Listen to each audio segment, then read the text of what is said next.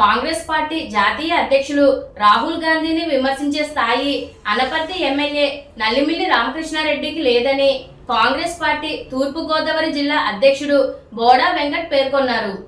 ఈ సందర్భంగా రాజమహేంద్రవరం కంబాల్ చెరువు వద్ద బెలూన్ హౌస్లో ఏర్పాటు చేసిన మీడియా సమావేశంలో బోడా వెంకట్ మాట్లాడుతూ నల్లమిల్లి రామకృష్ణారెడ్డి తండ్రి నల్లమిల్లి మూలారెడ్డి రాజకీయ ప్రస్థానం పంచాయతీ ప్రెసిడెంట్గా కాంగ్రెస్ పార్టీ నుంచి ప్రారంభమైందని గుర్తు చేశారు.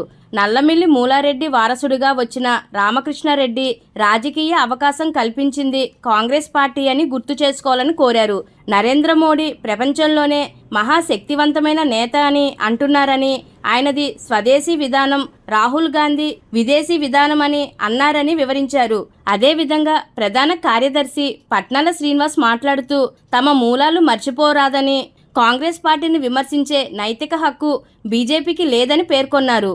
జ్యేష్ఠ సతీష్ బాబు మాట్లాడుతూ రామకృష్ణారెడ్డి అనే మనిషి బీజేపీలో ఉంటూ ఆయన మనసంతా తెలుగుదేశం కోసం పనిచేస్తుందని ఎద్దేవా చేశారు. ఈ మీడియా సమావేశంలో పీసీసీ మాజీ ప్రధాన కార్యదర్శి జ్యేష్ఠ సతీష్ బాబు, జిల్లా ప్రధాన కార్యదర్శి పట్నాల శ్రీనివాస్, చింతాడ వెంకటేశ్వరరావు, చామర్తి లీలావతి, గన్నిన రామారాయుడు, ఇజ్జారౌతు సత్యనారాయణ, గట్టి నవతారకేష్ తదితరులు పాల్గొన్నారు.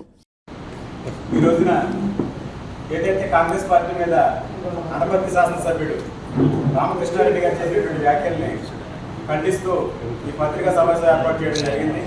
ముఖ్యంగా రామకృష్ణారెడ్డి గారు మరి నేను ఆయన తెలిసి మాట్లాడాడో తెలవ మాట్లాడో మాకైతే తెలియదు, కానీ ఆయన మనిషి ఏమో భారతీయ జనతా పార్టీలో ఉంటాడు, ఆయన మనసేమో తెలుగుదేశం మీద ఉంటుంది. వారేమో బీజేపీలో శాసనసభ్యుడిగా ఉంటాడు, వారి అబ్బాయి ఏమో అదే నియోజకవర్గానికి తెలుగుదేశం పార్టీ ఇన్ఛార్జిగా ఉంటారు. అతను పూర్తిగా రాజకీయాల మీద అవగాహన ఉందో లేదో నాకైతే తెలియదు, కానీ బీజేపీ భావజాలం అతను నమ్మట్లేదు కాబట్టి, బీజేపీ పార్టీ అతను పూర్తిగా నమ్మట్లేదు కాబట్టి రాహుల్ గాంధీ గారి మీద అనేకమైనటువంటి విమర్శలు చేయడం జరిగింది. రాహుల్ గాంధీ గారితో పాటు ఏఐసిసి అధ్యక్షుడు ఖర్గే గారి మీద కూడా అనేకమైనటువంటి విమర్శలు అతను ఎవరో పార్టీలో నడిపిస్తున్నాడని చెప్పి అనడం జరిగింది. అతను తెలియదేమో, అవగాహన లేదేమో, కానీ అతను రెండోసారో శాసనసభ్యుడు అయి ఉండొచ్చేమో, కానీ మల్లికార్జున ఖర్గే గారు కర్ణాటక రాష్ట్రం నుంచి 9 సార్లు శాసనసభ్యుడిగా చేసినటువంటి చరిత్ర ఆయన రికార్డు ఉంది అక్కడ. తర్వాత లోక్సభ సభ్యుడిగా 2019 నుంచి 24 వరకు లోక్సభ సభ్యుడిగా చేసినటువంటి అనుభవం ఆయనకు ఉంది. తర్వాత రాజ్యసభ సభ్యుడిగా 2024 నుంచి రాజ్యసభ సభ్యుడిగా ఉన్నారు. ప్రస్తుతం రాజ్యసభ ప్రతిపక్ష నేతగా కూడా ఆయన కొనసాగుతూ ఉన్నారు. ఆయన్ని పట్టుకుని ఒక దళిత సామాజిక వర్గానికి చెందినటువంటి ఆల్ ఇండియా కాంగ్రెస్ కమిటీ ప్రెసిడెంట్గా ఉన్నటువంటి మల్లికార్జున ఖర్గే గారిని పట్టుకుని అతను ఎవరినో పెట్టుకుని పార్టీని నడిపిస్తున్నాడు రాహుల్ గాంధీ అని చెప్పి ఆయన మాటల్ని మేము తీవ్రంగా ఖండిస్తూ ఉన్నాం. ఆయన పూర్తిగా అవగాహనతో మాట్లాడడం కోరుతా ఉన్నాం. ఆయన భారతీయ జనతా పార్టీ నమ్మట్లేదు కాబట్టి నేనేదో రాహుల్ గాంధీని విమర్శిస్తే నన్ను భారతీయ జనతా పార్టీ నమ్ముతుందని అతను ఏమో అనుకుంటున్నాడేమో, కానీ అతను భారతీయ జనతా పార్టీ ఎప్పటికీ నమ్మే పరిస్థితి లేదు. ఎందుకంటే అతను మనిషి ఏమో తెలుగుదేశం భారతీయ జనతా పార్టీలో ఉన్నప్పటికీ అతని మనసు మాత్రం పూర్తిగా తెలుగుదేశం పార్టీలో ఉంటుంది కాబట్టి ఆయన ఎవరూ నమ్మట్లేదు.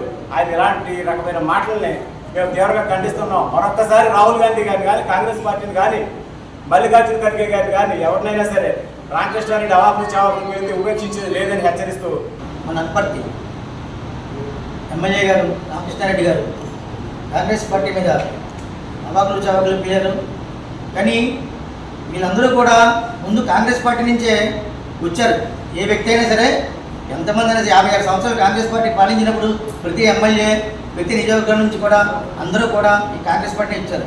ఈరోజు కాంగ్రెస్ పార్టీని తమ ఉద్దేశపూర్వకంగా వేరే మనుషుల కోసం అవసరమైతే ఎవరైతే కోపం ఉందో వాళ్ళకి చూపించాలి తప్ప కాంగ్రెస్ పార్టీ మీద, కాంగ్రెస్ పెద్దల మీద చూపించాలని తప్పు.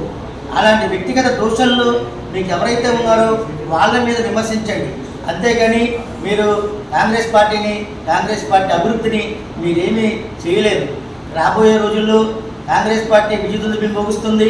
అలాంటి టైంలో మీరు ఒక్కసారి ఆలోచించి మీరు ఏం మాట్లాడుతున్నారో తెలుసుకొని మాట్లాడడం చాలా మంచిది.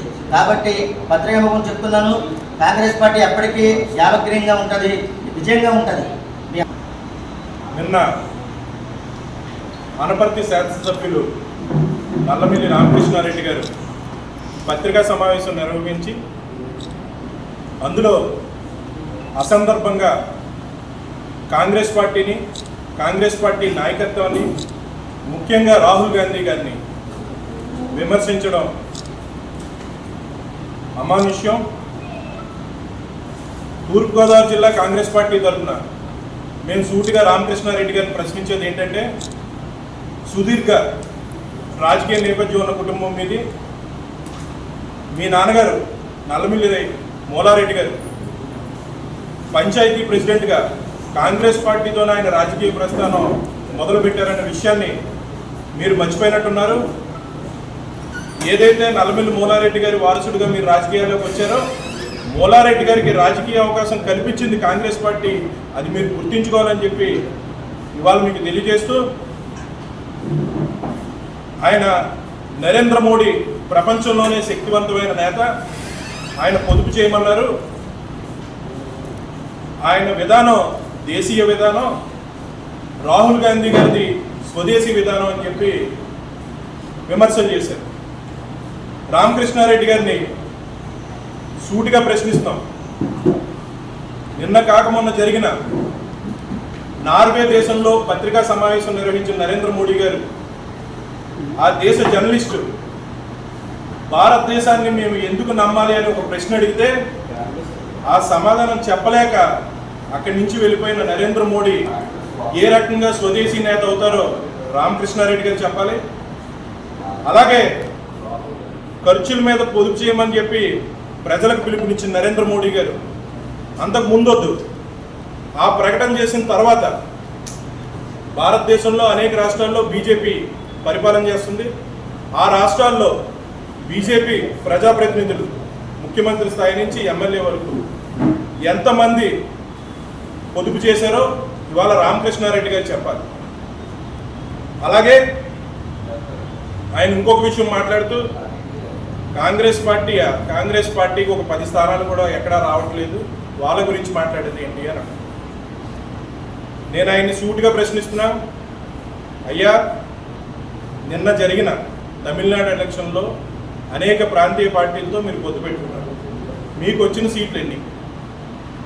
మొన్న జరిగిన కేరళ ఎలక్షన్లో మీకు వచ్చిన సీట్లు ఎన్ని?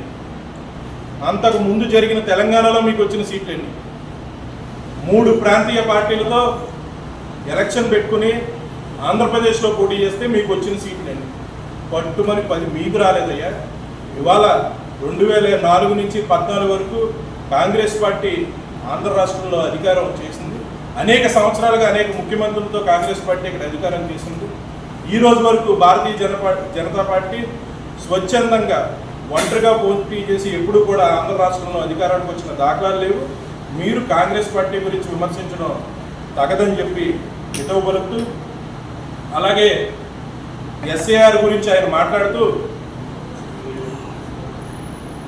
అనేక అంశాలు చెప్పుకొని వచ్చారు. నేను అందులో లోతుగా వెళ్ళను, కానీ ఆయన ప్రస్తావించిన సంఖ్యలను మీ దృష్టికి తీసుకొచ్చే ప్రయత్నం చేస్తాను. ఆయన రాష్ట్ర వ్యాప్తంగా సుమారు 4.5 కోట్ల మందికి రేపు ఎస్ఏఆర్ నిమిత్తం మ్యాపింగ్ జరుగుతుంది. 30 రోజుల గడువులో బిఎల్ఓస్ బిఎల్ఏ 2s కలిపి ఆ మ్యాపింగ్ చేస్తారని చెప్పి ఆయనే తెలియజేశారు. యావరేజ్గా రాష్ట్రంలో రోజుకి 14 లక్షల మంది రామకృష్ణారెడ్డి గారు చెప్పిన ప్రకారం మ్యాపింగ్ జరగాల్సి ఉంది.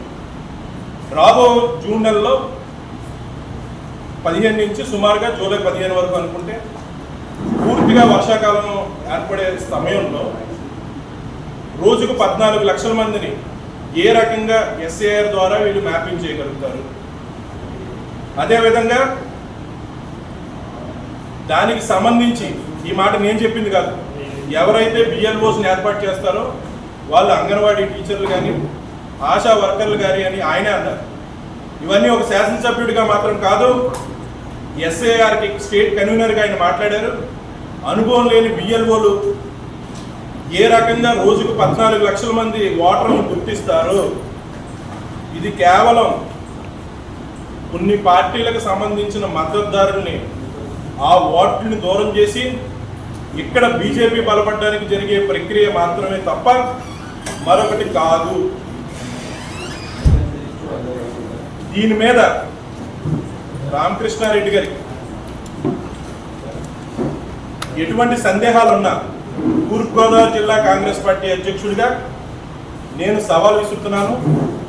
ఎస్ఐఆర్ మీద మీరు రాష్ట్ర కన్వీనర్గా ఉన్నారు, పూర్తి ఆధారాలతో మీరు రెండోసారి శాసనసభ్యులు, మీరు ఎక్కడికి రావాల్సిన పని లేదు.